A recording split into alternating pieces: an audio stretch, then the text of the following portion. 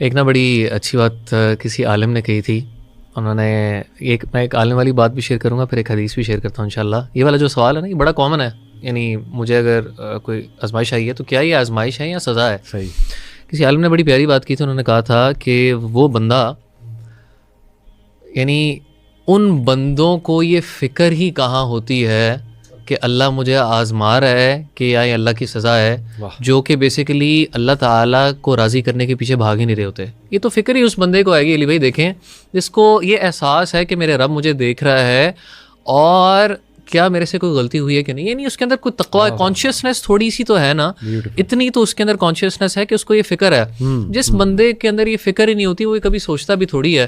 اور علی بھائی یہ جو بڑا کامن سوال ہے نا, اس کا جواب ایک حدیث کے اندر ہے. اللہ کے رسول صلی اللہ علیہ وسلم نے فرمایا کہ ان عظم الجزاء مع عظم البلاء, کہ سب سے بڑی جو ریوارڈ ہے نا, that is with the greatest calamities. جتنی بڑی آزمائش اتنا بڑا ریوارڈ. وَإِنَّ اللَّهَ اِذَا أَحَبَّ قَوْمًا, اور اللہ تعالیٰ جب کسی قوم سے, لوگوں سے محبت کرتا ہے, کسی بندے سے اگر محبت کرتا ہے, ابتلاہم, تو اللہ اس کو آزماتا ہے. اب جواب آنے لگا اس سوال کا. تو اللہ کے رسول صلی اللہ علیہ وسلم نے فرمایا فمن رضی فلہ الرضا, جو اللہ تعالیٰ کی آزمائش کے اوپر راضی ہو گیا اس کے لیے اللہ تعالیٰ کی رضا ہے. اور ومن سخط, اور جو اللہ تعالیٰ کی اس آزمائش پہ ناراض ہو گیا, فلہ السخط, تو اس کے لیے بھی اللہ کی ناراضگی ہے. یعنی مائنڈ سیٹ کی بات ہے نا. اگر آزمائش آئی اور میں نے کہا الحمدللہ یا اللہ میں راضی, تو میرا رب بھی راضی. اس کے لیے بھائی بڑی مشہور مثال ہے. وہ ایک اتنی پیاری حدیث ہے کہ اللہ تعالیٰ فرماتے ہیں نا کہ حدیث کے اندر آتا ہے کہ جب کسی بندے کی اولاد فوت ہوتی ہے تو اللہ تعالیٰ فرشتے سے پوچھتے ہیں کہ میرے فرشتوں کہ تم نے میرے بندے کا دا ایپل آف ہز آئے تم نے لے لیا, آنکھوں کی ٹھنڈک لے لی, تو میرے بندے نے یعنی آگے سے کیا اس کے اوپر رسپانس دیا. حالانکہ اللہ تعالیٰ جانتے ہیں, لیکن یہ اللہ تعالیٰ اس کی بیوٹی کو سگنیفائی کرنا چاہ رہے ہیں. تو فرشتہ آگے سے کیا جواب دیتے ہیں کہ اللہ اس نے تیری حمد بیان کی. اس نے کہا الحمدللہ. تو اللہ تعالیٰ کہتے ہیں میرے اس بندے کے لیے جنت میں بیت الحمد بناؤ. کیا بات. تو یعنی اگر یعنی میں اور آپ راضی ہیں تو اللہ راضی ہیں, اور اگر میں اور آپ اللہ کے اوپر ناراض ہیں نعوذ باللہ, تو اللہ تعالیٰ پھر ہم سے ناراض ہے. اور یہ جو ہے نا اللہ کے ساتھ راضی ہونا, سبحان اللہ, یہ اتنا ضروری ہے کہ رسول اللہ صلی اللہ علیہ وسلم نے صبح شام 3 بار یہ ذکر کرنے کا جو ہے نا وہ حکم دیا. رضیت باللہ ربا وبالاسلام دینا نبی محمد صلی اللہ علیہ وسلم نبیًا. ایک اسکالر نے واقعہ سنایا کہ ان کو کسی نے سنایا, ایک اسکالر نے, کہ میرے ساتھ نا ایک بندہ طواف کر رہا تھا. شاید پاکستانی بندہ ہی تھا. تو وہ سارے چکروں میں یہی کہے جا رہا تھا, یا اللہ میں تجھ سے راضی ہوں, یا اللہ میں تجھ سے راضی ہوں, یا اللہ میں تجھ سے راضی ہوں.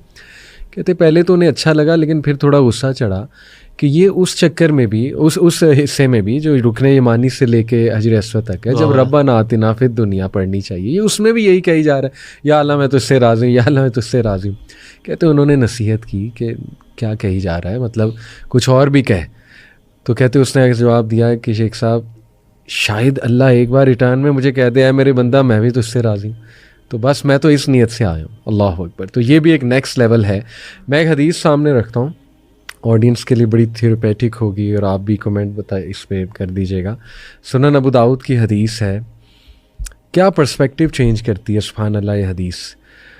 When Allah has decreed for a servant a rank that he cannot reach through his deeds alone. جب اللہ کسی بندے کا ایک رینک ڈکری کر دیتا ہے, جیسے جنت الفردوس میں لے جانا ہے اس کو, اللہ تعالیٰ جو ہے نا وہ کر دیتا ہے ڈکری کہ یہ صحابہ کے ساتھ ہوگا یا بہت ہائی رینک پہ ہوگا, لیکن وہ بندہ اپنے ڈیڈ سے وہ رینک اچیو نہیں کر پا رہا ہوتا ہے. جیسے اکثر ماں باپ جو ہے نا وہ ایک ویژن دیکھتے ہیں ایک بچے کے بارے میں, لیکن وہ بچہ ذرا کمزور ہوتا ہے, بچہ وہ چیز اچیو نہیں کر پا رہا تھا, تو پھر ہیلپ آتی ہے ماں باپ کی طرف سے. تو پھر اللہ کیا کرتے ہیں, اللہ ٹیسٹ ہم ان ہز باڈی اور ہز ویلتھ اور ہز چلڈرن. 3 چیزوں کا ذکر. اللہ تعالیٰ اس کا امتحان لیتے ہیں, اسے مبتلا کرتے ہیں ایک آزمائش میں, اس کے جسم سے ریلیٹڈ, یا اس کے مال سے ریلیٹڈ, یا اس کی اولاد سے ریلیٹڈ. اور پھر کیا کرتے ہیں اللہ, دین اللہ گرانٹس ہم پیشنس اوور دیٹ ٹرائل. ثابت ہوا کہ ٹرائل پہ صبر بھی اللہ کی طرف سے, اور یہ صبر مانگنا چاہیے باقاعدہ اللہ سبحانہ و تعالیٰ سے. تو وہ صبر عطا ہو جاتا ہے, اس کو غنا عطا فرما دیتا ہے اللہ.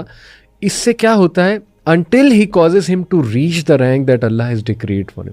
یہاں تک کہ وہ بندہ اس آزمائش سے گزر کے دھل کے اور نکھر کے سبحان اللہ صبر کر کے وہ اس رینک کو اچیو کر لیتا ہے. واٹ اے پرسپیکٹو, سبحان اللہ. یعنی اس کی ایک وہ بھی چیز ہے نا کہ اگر آپ بینیفٹس یہ ذہن میں رکھیں جو کہ اللہ تعالیٰ یعنی قرآن کے اندر بتا رہے ہیں اور حدیث کے اندر یعنی ہمیں آئے ہیں, تو انسان کا پرسپیکٹیو علی بھائی بدل جاتا ہے. یعنی ہماری ساری بات جو بیسیکلی گھومتی ہے وہ پرسپیکٹیو ہی کے ارد گرد گھومتی ہے.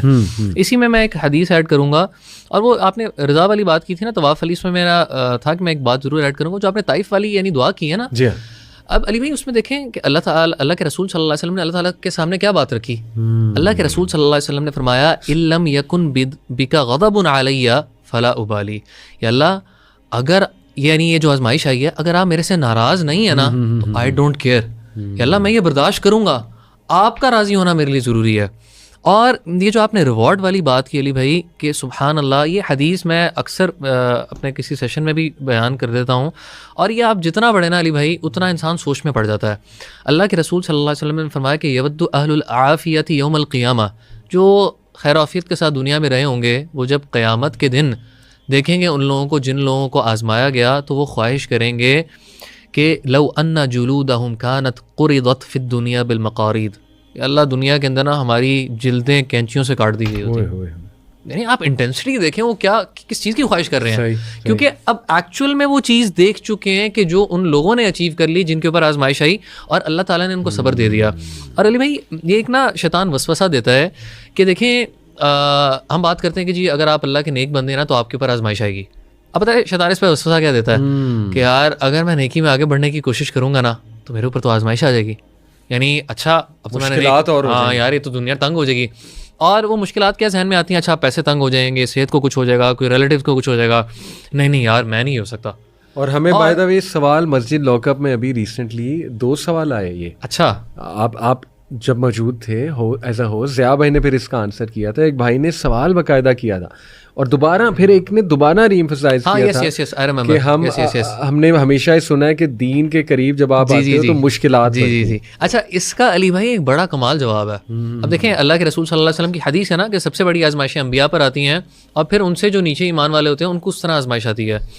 علی بھائی دیکھیں جو اللہ جب ایمان والے کو مصیبت دیتا ہے نا تو ایمان والے کا جو پرسپیکٹیو ہوتا ہے نا اس چیز کو بدل دیتا ہے.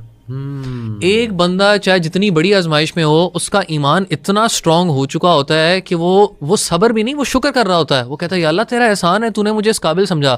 صحابہ کے بارے میں, سلف کے بارے میں آتا ہے کہ ان کو جب کچھ عرصے تک آزمائشیں نہیں آتی تھی, کیونکہ دیکھیں ہم آزمائش مانگتے نہیں ہیں, لیکن وہ پریشان ہوتے تھے کہ مجھے اتنے عرصے سے کوئی آزمائش نہیں آئی, یعنی مطلب میرے سے کیا ایسے کوئی گناہ ہونے لگ گئے ہیں کہ اللہ نے مجھے اس قابل نہیں سمجھا کہ مجھے ٹیسٹ کیا جائے.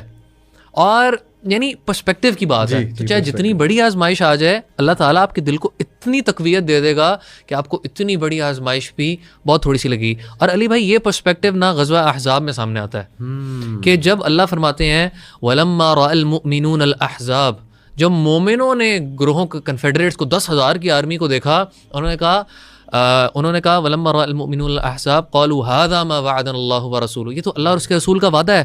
وَصَدَقَ اللَّهُ وَرَسُولُهُ وَمَا زَادَهُمْ إِلَّا إِيمَانًا وَتَسْلِيمًا. اللہ فرماتے ہیں ان کا تو ایمان بڑھ گیا. اور اس کے مقابلے جو منافق تھے انہوں نے کہا ما وعدنا اللہ ورسولہ الا غرورا. نعوذ باللہ, انہوں نے کہا کہ اللہ اور اس کے رسول نے صلی اللہ علیہ وسلم ہم سے دھوکے کے وعدے کیے تھے. یہاں پہ ہمیں کہتے ہیں کہ تم کیسر و کسرا کو فتح کرو گے, اور یہاں پہ دیکھو وہ پتہ ہے یہ اسٹیٹمنٹ کہتے تھے علی بھائی کہ یہاں تو بندہ اپنے آپ کو ریلیو کرنے کے لیے بھی نہیں جا سکتا, یہ کہتے ہیں کیسر و کسرا فتح ہوگا. اور دیکھیں پھر اللہ تعالیٰ نے کیسے ثابت کر کے دکھایا, لیکن اس ٹیسٹ نے بائفرکیٹ کر دیا, مومن الگ ہو گئے, منافق الگ ہو گئے. تو یہ پرسپیکٹیو والی بات ہے, اور اس کے اوپر یقین رکھنا کہ اللہ تعالیٰ میرے ساتھ خیر چاہ رہا ہے, اللہ تعالیٰ پتہ نہیں آپ کو کیا کیا نواز رہا ہے اور آپ کو نظر ہی نہیں آ رہا.